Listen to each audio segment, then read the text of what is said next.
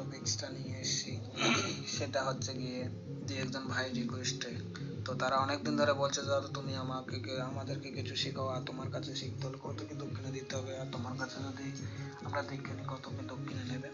তাদের উদ্দেশ্যে একটা কথা বলবো, ভাই আমার কাছে যদি শিখতে হয় এখানে আসতে হবে, আর যদি দীক্ষা নিতে হয় তাও এখানে আসতে হবে। অনলাইনে আমি কিছু দিতে পারবো না, অনলাইনে কোনো কিছু হবে না।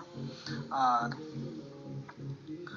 তোমাদের কথার পিছনে এটাও কারণ আছে যে এখনকার যে যুগটা, যে দিনকাল পড়েছে, যুগ পড়েছে, টাকা দিলেই দীক্ষা হয়ে যাচ্ছে, টাকা দিলেই মন্ত্র কিনা পাওয়া যাচ্ছে, মানে সবকিছু হচ্ছে টাকার গুণে কথা বলছে, টাকা ছাড়া কোনো কিছু হচ্ছে না।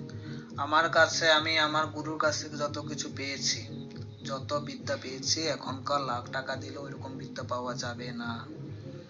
আমি সেটা গর্ব করে বলতে পারি, অহংকার না, লক্ষ টাকা দিলেও পাওয়া যাবে না। এবার যদি বলো কেমন বিদ্যা, যেমন কি আগের দিন শোনা যেত এক জায়গার গাছকে অন্য জায়গায় নিয়ে যাওয়া, মানুষের পেটের ভিতর বোতল ঢুকিয়ে দেওয়া, কারেন্টের বাল্ব ঢুকিয়ে দেওয়া, লোহার প্যারেক ঢুকিয়ে দেওয়া, তাবিজ ঢুকিয়ে দেওয়া, যেমন কি মানুষ কুলার উপর বসে মন্ত্রপুত করলে সে কুলা মানুষকে উড়িয়ে নিয়ে চলে যাবে। এমন গাছ আছে, গাছের উপর বসে বসে মন্ত্রপাঠ করলে এক স্থান থেকে নিমেষে অন্য স্থানে চলে গেলে, এমনও কিছু আমার কাছে মন্ত্র আছে।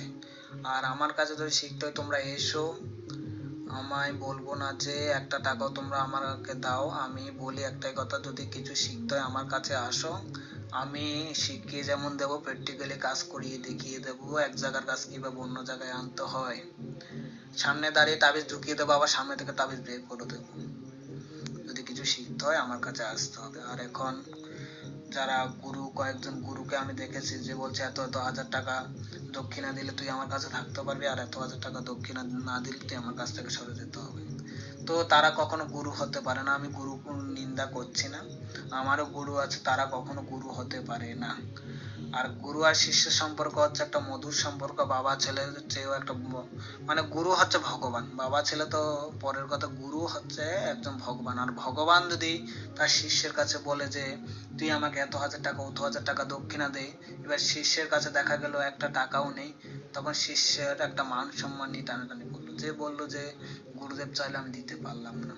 তো আমি তাদের উদ্দেশ্যে একটাই কথা বলবো, এমন গুরুর দরকার নেই, এমন তার মন্ত্রেরও দরকার নেই। তোমরা যদি কিছু শেখার ইচ্ছা হয় আমার কাছে এসো, আমি প্র্যাকটিক্যালি কাজ করিয়ে দেখিয়ে দেব, এবং কি মন্ত্র শিখিয়ে দেবো, বিনা পয়সায় শিখিয়ে দেবো।